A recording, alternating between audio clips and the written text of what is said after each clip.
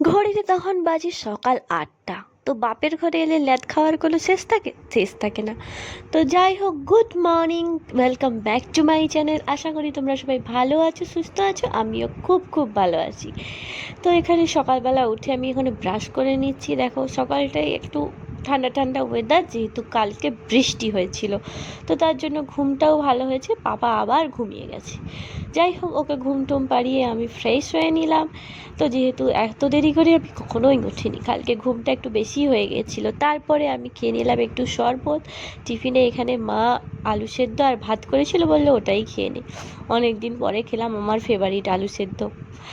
তো তারপরে লাঞ্চের মেনুতে ছিল আলু ভাজা, পটলের দোলমা, আর ছিল ঝিঙ্গে পোস্ত আলু দিয়ে, আর ছিল খেসারির ডাল। তো এটাই ছিল আজকের লাঞ্চের মেনু। আজকে ছিল দশহারা, তো তার জন্যই ফুললি নিরাম।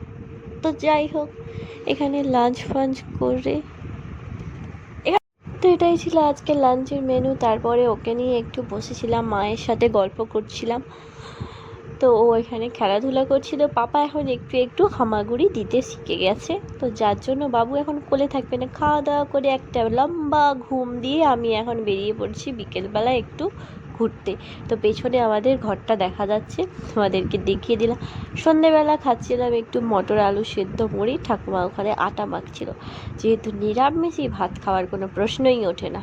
তো এখানে রাতের মেনুতে মা রান্নাবান্না করছিল, আর আমার ফেভারিট একটা আইটেম হচ্ছিল মায়ের হাতের বানানো স্পেশাল আলুর দম।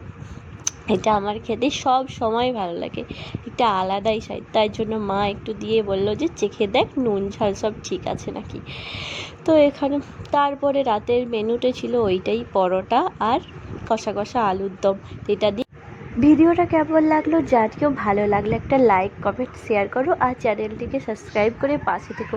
দেখা হচ্ছে নেক্সট ভিডিওতে, ততক্ষণের জন্য